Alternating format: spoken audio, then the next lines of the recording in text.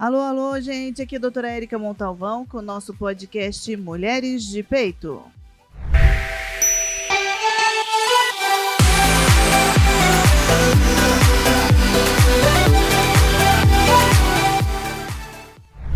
Oi, gente, tudo bem? Aqui é a doutora Érica, eu estava com saudade de vocês, eu quero agradecer todo mundo que tem acompanhado a gente na Spotify, Mulheres de Peito, no YouTube, a doutora Érica Montalvão. Cliquem lá, se inscrevam no canal, isso é importante para a gente poder que mais pessoas vejam o nosso trabalho e consigam ter uma melhor qualidade de vida através da informação. Vamos lá, hoje eu estou comigo com o Dr. Rubens. Obrigada por você ter aceito esse convite novamente. Eu falei que a gente ia conversar de novo, né? O tema hoje é muito interessante, relação pais e filhos, mas primeiro eu gostaria que você se apresentasse para a gente. Bom, primeiro, obrigado pelo honroso convite de falar com vocês, com seus ouvintes, seus telespectadores, né? Eu sou Rubens Bordieri, terapeuta de família, casado, pai de um casal de filhos e vovô de 2 netinhos, o encrenca de 5 anos e o enguiço de 3 aninhos. É melhor ser pai? Não. O que é mais fácil, ser pai ou avô? Ser avô. Melhor eu acho que é difícil de falar, né? Porque são momentos diferentes da vida. Momentos diferentes, eu amei ser pai, minha experiência de pai foi fantástica, é ainda até hoje assim, fantástica, relação muito saudável, gostosa e respeitosa com os filhos, mas os avós é um momento doce, é um outro momento. Essa é a parte boa de ser avô, né? Deixa eu te perguntar uma coisa. Esse tema, a gente conversou que queria falar sobre o assunto por vários motivos que vem ocorrendo, né? Mas eu acho que é um tema atual e importante para a gente. Relação pais e filhos. Eu gostaria que você começasse falando uma introduçãozinha, porque você falou que tem uma historinha, né? Dentro do contexto, não é história inventada, mas uma história real, sobre a relação pais e filhos. Quando começa, como é que funciona? Muito bem. Um casal, primeiro ele começa como namorados, se apaixonam, vão caminhando, planejam o casamento, se casam, vão morar juntos, deixam os pais. A importância de deixar a família de origem e começar uma nova família. Chamamos de família nuclear. Este casal precisa, eles vão se ajustando com o tempo.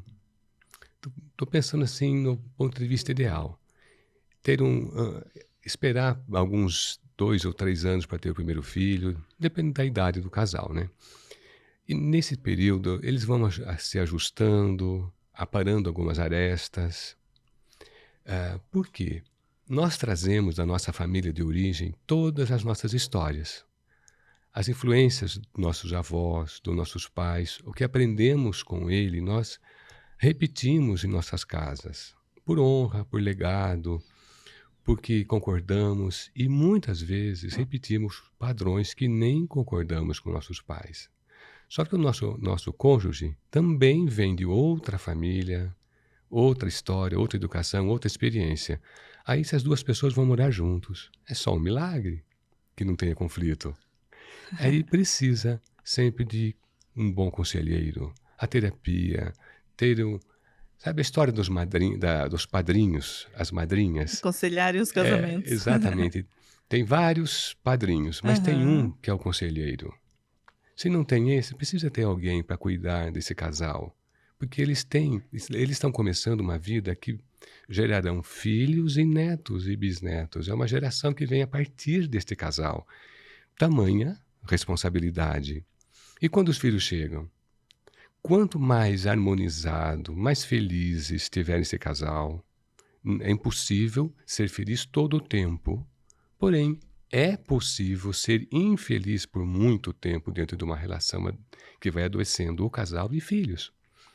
Esse casal interessado em estabelecer uma família, nós chamamos de família funcional. E para isso acontecer, eles precisam de apoio, de ajuda, de livros, de palestras, de informação. A informação nos enriquece. Quem bota a cara nos livros, quem aprende, quem ouve, quem gasta tempo ouvindo, sempre cresce. E o casal precisa crescer, se preparar para ser pais. Quanto mais eles estiverem harmonizado como casal, mais preparado e na hora ok, hora boa para chegar os filhos. É, essa relação é delicada, né, mas é muito importante para a gente poder entender, ou seja, viver, não é nem sobreviver, viver corretamente dentro do ambiente familiar. E qual a importância dessa comunicação entre os pais e filhos? Eu estou falando no momento atual, né, a gente sabe que ao longo dos anos da vida, né, desde que o mundo é mundo, tem várias nuances, Mudanças. mudanças. Mas no cenário atual, qual que é essa importância? Os pais precisam ficar atentos com o que está acontecendo com a chegada da internet, das telinhas. Os filhos têm acesso a isso tão cedo, sendo informações que a geração passada não tinha, essa geração tem. E quando, eu vou repetir sempre aqui nessa nossa meia hora, o casal precisa estar harmonizado. Para isso eles precisam de ajuda, para harmonizar. Por quê? Qual a importância disso? Quando o casal está harmonizado, os filhos crescem, eles vão nascer nesse lar, vão receber carinho, afeto, amor, acolhimento, validação dos sentimentos da criança. Para um adolescente estar hoje em formação, indo para a vida adulta, ele passou pela fase da infância. E a fase da infância é muito rica. A chegada, a gravidez, a espera, a expectativa da chegada, o apoio que esse marido dá à esposa na gestação, acompanhá-la quando possível. Na chegada, o pai participar. Um pai não ajuda, um marido não ajuda em casa. Eu sou contra um homem ajudar em casa. Ele participa. Eu não quis falar nada não, porque eu já tinha escutado essa história. Ele participa. Ele faz parte. Faz parte da Ele não é um contratado e nem a mulher é uma contratante. Não, a gente pode ajudar um vizinho com necessidade, mas em casa a gente participa. A criança precisa desse contato com a mãe e com o pai. Por quê? Ela é metade pai, metade mãe. E se esse ambiente é favorável, é funcional, é amoroso, é leve, leveza nessa chegada da criança, e depois chega o irmãozinho, a irmãzinha, os casais hoje têm em média aí mais ou menos 2 filhos. Então, qualquer dia poderíamos falar de filho único, a dificuldade, né? Mas em média 2 filhos, preparar a chegada do irmão. E cada fase, essa primeira fase da infância, que ela termina por volta de 8 anos e meio, 9 anos, ela tem que receber ou muito toque, muito afeto, muita brincadeira, muito acolhimento. Por isso os pais precisam passar esses 8, 9, 10 anos próximos, dedicando aos filhos. E não é difícil, né? É prazeroso. E, afinal, que eles toparam essa parada de ter um filho, de engravidar e ter filho. Senão fica muito pesado para a mãe. E vou perguntar uma coisa, tem casais ou pessoas que não tiveram isso na infância, podem fazer diferente na família dele, não é? É por isso que não é uma desculpa falar, não tinha na minha casa o carinho dos meus pais, eu não sei fazer. Isso a gente faz até com o animalzinho. Exatamente. Né? Não posso culpar os pais. Por quê? Eles deram o que eles puderam. Naquele eles deram momento, aquele exatamente. Que tinha. Eles receberam menos ainda dos nossos avós, né, dos pais deles. Eles deram pra gente aquilo que eles tinham para dar. É da minha responsabilidade fazer da minha vida, da minha família, como eu como marido, como mãe, fazer uma família melhor. Responsabilidade, acima de tudo, é nossa. É nossa. A gente não pode cobrar, jogar a culpa para os pais. Até quando? Eu posso reconhecer, falharam, tá? O que eu posso fazer? Eu vou buscar ajuda, eu vou ler, eu vou ouvir, tem tanta informação. Perfeito. Isso eu falo, gente, eu falo sempre que eu posto para minhas pacientes em casa, eu falo, gente, dá para ser melhor do que você é hoje, sempre. Amanhã você vai ser melhor se você se preparar. Esse é o grande desafio, é evoluir, crescer. Crescer dói. Então, eu vou fazer a minha parte como Homem como marido e como pai, nessa ordem. Primeiro, eu vou ser um homem honrado, um homem de brio, uma mulher, E querer ok, ser exemplo, né? exato, meu exemplo. Aliás, ele falou algo muito sério. As palavras têm um valor gigantesco, mas o exemplo mostra, educa. E é o que a gente acaba repetindo, né? O Sim, exemplo dos pais. porque a criança fica observando. O bebezinho, ele está observando. Está ali engatinhando, observando. Olha que interessante. Um desses cursos, o professor estava mostrando que um casal estava discutindo na cozinha Ah, e o volume da voz do casal aumentou, começaram a gritar um com o outro, a criança estava no quarto, dormindo, o coração, e colocar lá uma frequencímetro. frequencímetro, o coraçãozinho que bate em média 90 batidas por minuto, o bebê, passou para 180. Eu acredito. Dormindo. Eu acredito. Criança brincando, vendo TV, escutando os pais brigarem. Ela fica desesperada, ansiosa, em pânico. Por quê? Ela tem uma coisa que é interessante, que os pais precisam guardar. Quando a criança vê os pais se beijando, se abraçando, brincando, um brincando com o outro, abraçadinho, vendo TV, um no colo do outro, coisa assim, afeto, a criança acha, ela não fala com essas palavras, mas ela intui que os pais estão felizes por causa dela. Dela. E quando brigam, Briga por causa dela. é por culpa dela. Culpa dela. Quando separa, dói imensamente para a criança. Os casais que eu recebo no consultório, eu deixo consciente disso. O casal pode até eventualmente, não deveria, mas eventualmente ele pode se separar. Mas os pais não podem, jamais se separarão, os pais. Nunca deveria separar. O ideal é que o casal ficasse junto até que a morte nos separe. Mas se chegar a esse ponto, que separe o casal, mas não separe os pais. Só que a nossa raiva, nossa mágoa, nossa ira, nossa bronca, vingança, cobranças, distancia o casal e os filhos perdem os pais. E a primeira mudança tem que ser nossa, Sempre. né? Sempre. Porque o outro vai refletir a sua ação. Interessante ele falar isso, porque eu não consigo mudar a minha esposa, o seu marido, eu não consigo mudar o outro. Nem o terapeuta não consegue, o profissional não muda o outro. Eu só posso mudar a mim. Uma vez que eu mude, o outro muda. Comece a tratar muito bem a sua esposa, ou a seu marido. O que vai acontecer? Ele fala, opa, tem uma diferença aí. Por que ela está tão gentil, meiga, doce?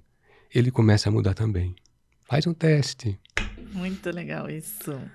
E aí, nessa história da relação familiar e influenciar na relação com os filhos, de marido e mulher influenciar na relação com os filhos, existe um caminho para manter esse canal de comunicação entre os pais e os filhos? Super. Porque os filhos estão observando os pais. Atentamente. Observando. Ele guarda. Ele absorve. Ele observa e absorve. Porque a criança é dependente. Quando eu falo criança, eu estou falando já até 10, 12, 15 anos, tá? Ele está absorvendo. Ele está olhando. Porque ele é dependente dos pais. Começa o bebezinho não ama a mãe nos primeiros dias. Ele ama o peito. Porque ali é alimento dele. Está no instinto. Ele quer sugar, ele quer viver. Com o tempo, com os dias passando, ele vai passando a ter aquela dependência, aí vem o amor e etc. Mas o exemplo dos pais, os pais que se comunicam bem entre si como casal e ouvem o que o filho diz. O filho pode ter 5 aninhos, 4 aninhos, está tenso, ele está nervoso. O que está acontecendo com você, filho? Fala para o papai, fala para a mamãe. E dá voz para a criança, dá voz para o pré-adolescente, dá voz para o adolescente. Deixa falar, acolhe a fala dele, valoriza, valida. E hoje com o celular, os pais acabam não conversando direito, ou só um conversa e depois ele fala, o que vocês estavam falando mesmo? Né? Então, assim, isso também mostra que nós somos responsáveis. A hora que a gente assumir essa responsabilidade, as coisas mudam. Exatamente. Nós encaramos ser pais? Encaramos. Então, eu vou fazer do meu filho, da minha filha, fazer de nossos filhos um cidadão do bem. Muito bom E isso. isso é um investimento de milhares e milhares de horas de conversar, de ouvir, de abraçar, de tocar, o toque, o acolhimento. Isso vai criando vínculo entre os pais e os filhos. A gente sabe que tem algumas pessoas que têm dificuldade de comunicação mais que outras. Existe alguma, por exemplo, o carinho, o toque, ou ficar perto que substitua a comunicação ou não? Tudo é comunicação. Se encostar ao lado, pegar na mão, Então, abraçar. repercute bem também. Tudo, é um toque. A criança tem uma necessidade de pertencimento. O que é isso? Eu preciso sentir apoiada e segura. Quando tem o toque, essa sinestesia, a criança sente pertencimento. Eu pertenço ao meu pai e à minha mãe. E o que custa a gente... Pensa bem, tão fácil olhar para um filho de qualquer momento. Ele não precisa ser aniversário dele, ou dia de Natal, qualquer momento. 10, 15, 20 vezes por dia encontra com a criança. Oi filho, eu te amo. Vai falando, palavras são sementes. Vai jogando no coraçãozinho dele. Adubando, né? Adubando. Porque esse filhinho que tem hoje, 6 meses, 1 ano, 2 anos, 5 anos, 10 anos, vai ser adolescente amanhã. Aí que vem um momento dificílimo da vida. A adolescência começa por volta dos 12. Oficialmente 18 anos é responsável, 18 anos, ok. Mas para a neurociência, ela está amadurecido. Ele está pronto por volta de 24, 25 anos. Estudos recentes falam até um pouquinho mais. Isso para a neurociência. É só observar o seguro de carro. A partir de 26 anos começa a diminuir o seguro. Fica mais barato. Essa é boa. Essa é boa para a gente entender melhor. Se não lembrar, já sabe agora. Com 20 anos, o menino acha que não capota. Mas com 28, ele acha que capota. Então ele segura. Então, é o juízo, o tal do juízo. Olha só. E para chegar... Como é que chega na adolescência? Um menino mais tranquilo, em meio a bullying, cyberbullying. Como lidar com um adolescente que está com tantas informações, tanta concorrência, tanta droga, medos, cobranças? Como chegar lá? Tem uma base.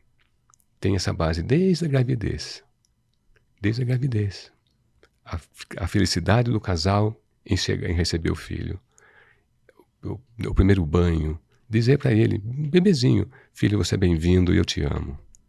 Se ele ouvir isso milhares de vezes, a adolescência passa, com exceção de quem tem problemas neurológicos, por alguma coisa de genética, uma psicopatia, alguma coisa assim grave. Mas num contexto normal, que a maioria... Se uma criança recebe dos pais, não só de dos pais, um ambiente favorável, perfeito não é, ninguém é perfeito, não sabemos disso. Mas se a criança tem um ambiente leve, de carinho, de amor, de aceitação, de ouvir palavras abençoadoras, palavras gostosas de ouvir, essa criança vai chegar na adolescência muito seguro de si. Como é que se forma, então, a autoestima de um adulto? Nesses primeiros anos. Essa raiz é importante, né? Para a gente saber como a gente vai lidar. Assim, se você já tem o hábito de conversar com os filhos, né, sempre, isso vai ser natural na adolescência, quando você mais precisa bater um papo. E adolescente contestador. E ele tá naquele momento que ele tá percebendo que não é super-homem, não é Mulher Maravilha, o pai e a mãe que achavam que era, né? E aí começa a abrir os olhos para outro mundo. Fora de casa. Ele é uma fase dificílima, porque ele não é criança e não é adulto. Verdade. Ele precisa se desligar da família, ele não tem coragem, não tem medo do futuro. Se a família é funcional, é tranquila, ele passa melhor. Ele é contestador, ele quer sempre discordar, ele quer algo novo. É próprio da idade de todos os adolescentes. Uns passam mais tranquilos, mas todos passam por isso. Uns é como uma praia com ondas leves, outras com ondas revoltas, né? Para alguns é mais fácil, para outros é mais difíceis. Mas tem como a base a família. Tem um autor que diz síndrome do adolescente, a síndrome da realidade do adolescente. O que que é? Contestador. Todos são assim, mas passa. É. Às vezes eu tenho um adolescente, às vezes a gente percebe que ele não é muito, ele não é tão contestador assim, mas faz parte dessa faixa. E aí quando ele reclama de alguma coisa, ele fala de alguma coisa, eu falei, não, lembra da tua que você foi assim, deu tudo bem, né? Passa, Vai passar. passar. Passando por momentos difíceis de traumas, por exemplo, eu tô falando em relação a adolescentes, né? E por que eu tô dando ênfase? Porque o índice de suicídio aumentou bastante entre Sim, adolescentes, são as faixas etárias que mais está presente na adolescência e na velhice, terceira idade, está sendo aí suicídio, e adolescentes que passam momentos difíceis. É, como que a gente percebe, se tem como você dá uma ideia pra gente de dicas de como a gente pode perceber esses sinais que o adolescente vem demonstrando que a gente tem que intervir de alguma forma, a gente ainda nem sabe como, mas só de ter um alerta. alguns. Por exemplo, muito tempo no quarto, não sai do quarto, não tá querendo se alimentar, não quer tomar banho. Será que é depressão? É tristeza? Tem que estar atento.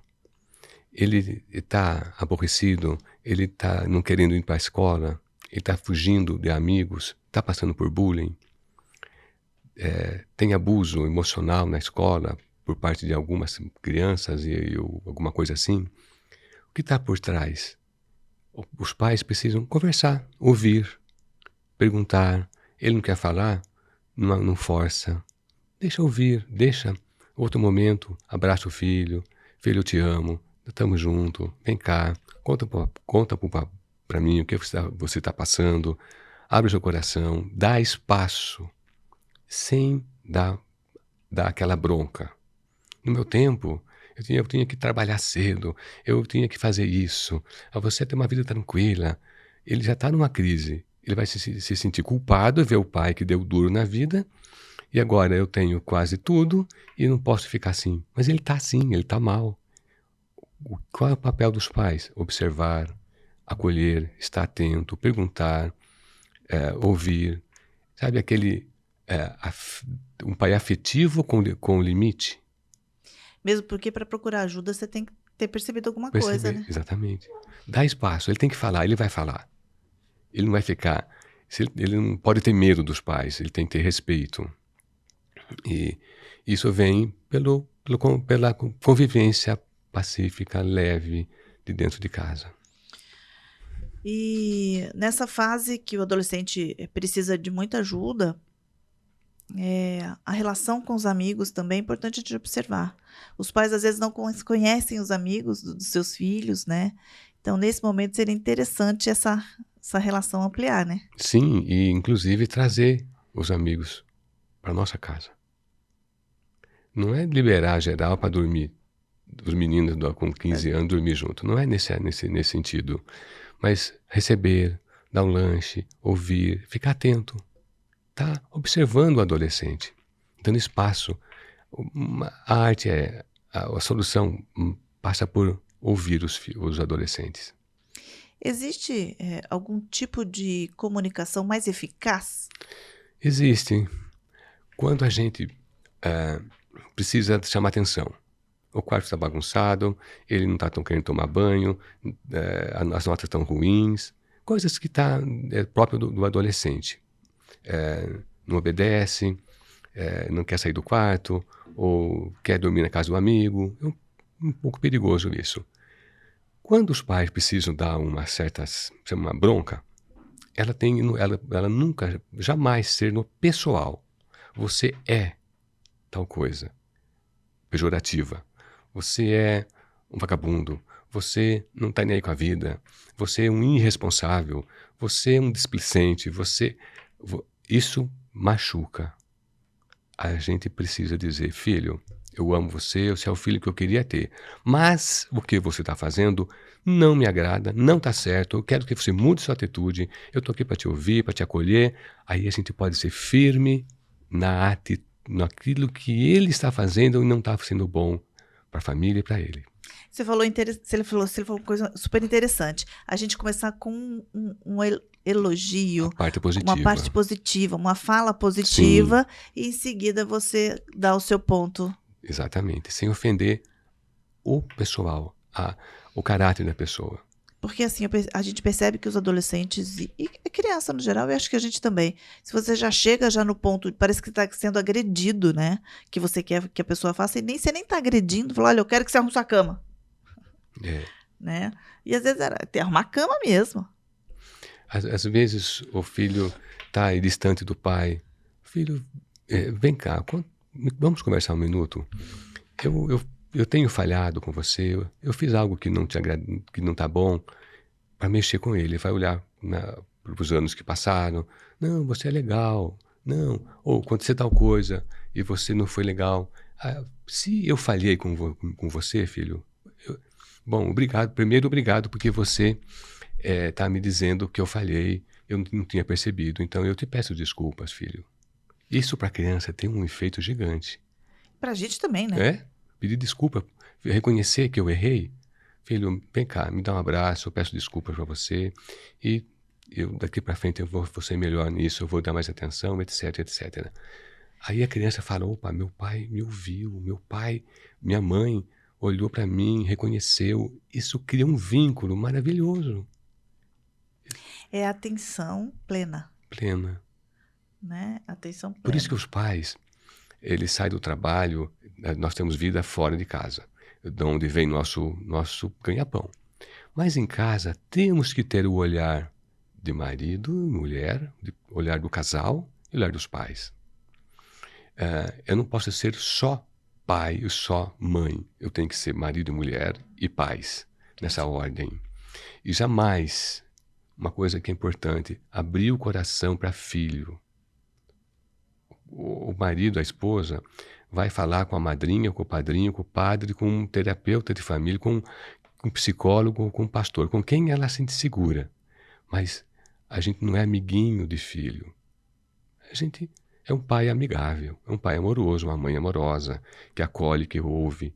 Mas abrir o coração, olha, o seu pai fez isso. Sua mãe, nossa, sua mãe, pelo amor de Deus, sua mãe. A criança fica desesperada porque ela honra os dois, ela ama os dois. Ela quer defender o pai, mas não pode dar bronca, ele não pode ficar com raiva da mãe. Ela se sente culpada. Acaba sofrendo, né? Sofrendo, sofrendo mesmo, mas mesmo de verdade. Assim também como nós não precisamos nem devemos pedir conselho, sabe para quem? Para os nossos pais. Por quê? Ué, os nossos pais é de outra geração. Nós precisamos ser neutros. Meu filho, minha relação com meu filho é fantástica, com a minha filha. Eu celebrei o casamento do meu filho. Olha que legal. Eu não sou conselheiro dele. Se ele precisar, ele vai buscar ajuda no profissional. Na verdade, Nesse quando você não sentido. está envolvido emocionalmente com o fato, seja qual for, realmente a tua resposta vai ser mais direcionada. Pois é. Aí uma pessoa neutra vai dar o conselho. É. Então, a vida do casal, uma crise do casal, tem um canal correto para eles. Não pode ser os pais deles, nem os filhos. Eu recebo no consultório filhos adultos, jovens casados, com questões de mãe ou pai reclamando dos pais, né? Ah, porque minha mãe e meu pai ficam assim, eu fico perdido, não sei para que lado eu corro. Ai, Você acha que coitados. pode? Ela tem o casamento dela para resolver, ela tem a vida profissional, tem os filhos e tem que ser conselheira de pai e de mãe? Impossível, não cabe nisso. Hoje a gente tenta fazer 1000 coisas e acaba alguém ficando fora desse cuidado, e a gente espera que não sejam nossos filhos, nesse momento que a gente Sim, precisa sim, de um olhar. E a gente percebe que, assim, nesse crescimento da infância para a adolescência, esse turbilhões de hormonal, mudanças, né, hormonal, psicológicas, começam as primeiras paixões. A adolescente, ele tem um padrão, eles normalmente trabalham como se fosse um padrão de comportamento para ser aceito em grupos, né? E os pais, nesse momento, devem só observar ou fazer alguma coisa a mais? Então, observar para ver que caminho está tomando. A gente não pode ser nem muito duro, muito castrador, muito rígido e nem liberar demais. Tem que achar uma medida. Observar. Como é isso? Observando. Pela nossa experiência, quem tem um filho de 15, que a crise maior começa nos 14, meio 15 até 16, 18 mais ou menos, que é o ápice. Antes eles obedecem um pouco mais aos pais e depois dos 20 aí está na faculdade, está trabalhando muitos, ele já tem um pouquinho mais de juízo e melhora a partir de 26. Mas nesse período que é o ápice, os pais precisam. E se coincidir, doutora Érica, se conseguir o casal está numa crise, brigando, se separando, aí potencializa essa crise dos adolescentes nessa fase. Se separa nessa fase, né? Muito difícil. É um gatilho para coisas, para droga e outras coisas até mais graves. Isso é importante a gente falar, porque a relação familiar hoje é a base, É a né? base. E os filhos não têm culpa. Independente do tipo de família. A gente não está questionando família. Homoafetiva, qualquer Não família. importa. Família. Independente do tipo, mas a relação familiar é muito importante. Onde tem respeito, vamos pensar como casal, porque esse casal tem filhos adolescente. A ênfase da nossa conversa está um pouco mais para adolescente. Mas quem está influenciando os adolescentes são os pais. Se esse pai se os seus pais estão num pé de guerra, um cobrando o outro, os filhos se sentem inseguros e com medo. E se tem uma separação, eles não sabem para onde correr. Eles querem os pais juntos. Na teoria, se acredita que vão ficar juntos pro resto da vida, né? Uma criança, um filho que está numa fase difícil, agora, o responsável, o adulto que colocou-os no mundo, ele tem que buscar ajuda de fora para o casal se harmonizar. Um casal harmonizado melhora a relação com os filhos. E entre todos os sintomas e as sensibilidades que você tem, você atende bastante paciente, o que você percebe que tem distanciado mais pais e filhos? Tem algum gatilho? Olha, é a internet mesmo? É o celular? Ou é alguma outra coisa? Ou é a facilidade de traição? Não sei. Tem alguma coisa? Mais comum? Para mim, o principal é quando os pais tiram os olhos dos filhos. Tiram os olhos da vida como casal e deixa de cuidar dos filhos. Cuidar a alma, o coração, o sentimento. Está lá, 16, 15, 18 anos. Eles são crianças grandes. Ele precisa entender o momento deles, a mudança da vida deles. A geração dos nossos pais, dos avós desse adolescente era uma, o dos pais é outra, a deles é outra. É outro momento. Os pais têm que ir adequando, entendendo o momento deles. E para não distanciar, estar próximo.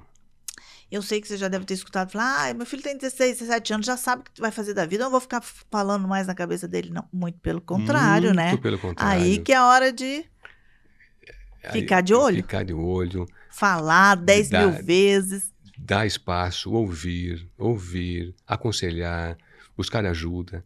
Não pode entregar. Vai chegar um momento que eles vão embora. E nós somos responsáveis para formar um filho, uma filha, pronto para enfrentar a vida. Isso com mais ou menos na universidade. Ali eles têm que ter a segurança da autoestima deles, daquilo que eles querem. Nem nós não sabemos direito o que a gente quer. Muito menos um menino de 16, 18 anos. Mas se ele tem segurança interna do valor dele, do amor dos pais por ele... Seja o que for ele for seguir, tá tudo bem, ele né? Ele vai. A autoestima é super fundamental. E ela vem desde a gravidez. Incrível isso. E a gente não tem noção, né? Aliás, não, até tem, mas não pensa, né? Sobre o assunto. Sim. Esse tema, você sabe que é interessante. Eu gosto bastante desse tema em relação às pessoas, né? Família. Mas a gente tem muita coisa para falar. A gente falou superficial aqui. E a ideia é exatamente essa. Sintetizando. olhar, conversar com os filhos, conversar em relação ao casal, porque começa ali, não é isso? A base, o esteio, o alicerce, olha, o esteio e o alicerce, não, onde constrói, é o casal. Esse casal harmonizado, seguro, tranquilo, os filhos, eles voam, voam. Como é que os pais cortam as asas dos filhos? Machucando, o casal brigando e machucando os filhos com palavras, com gestos e atitudes. E às vezes não quer fazer isso, mas quando vê, já falou, já gritou, já falou um palavrão pro filho. Falar um palavrão pro marido, pra esposa, os filhos ouvindo, vai perdendo respeito. Onde tem respeito, tem admiração. Se tem respeito e admiração, tem amor e desejo. Desejo da companhia, desejo na cama, inclusive. Essa família precisa disso. A base está ali. Respeito, carinho, acolhimento, ouvir, expressar, dar espaço para o outro falar, para o outro ouvir. E o toque é fundamental. Palavras abençoadoras, palavras que curam para a vida dos filhos. E procurar ajuda, Sim. né? Procurar ajuda em todo momento. Rubens, muito obrigada. Prazer. Você sabe que se deixar eu vou continuando, mas a gente tem toda uma estratégia aqui para a gente poder conversar de tempo. A gente tem vários temas que são importantes e a gente quer continuar conversando com você sempre que puder. Estarei sempre aqui. Qual que é seu Instagram mesmo, para as pessoas te encontrarem? Rubens Bordieri, terapeuta família. Pronto. Muito, muito obrigada pela sua presença. Espero ter podido ajudar um pouquinho, dar alguma luz, ou nem que seja fomentado algum estudo para quem quiser ler aí sobre o assunto. Mas muito obrigado pelo convite e toda vez que você precisar, estarei aqui. Obrigada, Rubens. Muito obrigado e Até mais. até mais.